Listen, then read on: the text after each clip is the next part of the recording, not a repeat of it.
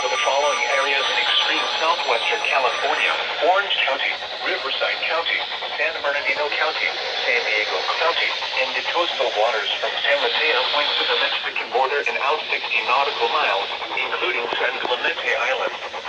A test signal was broadcast to test the public warning system.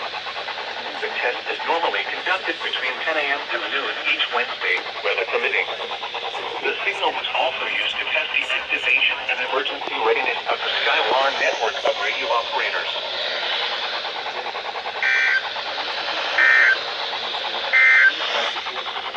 These are the 11 a.m. Pacific Daylight Time observations for the Coachella Valley area. Well, it's a perfect activation, and this is kind of a fail for the 12-521.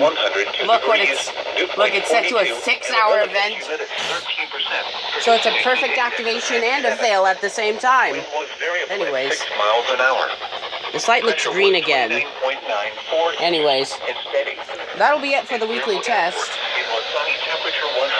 Next week, I will be catching the monthly test either on www.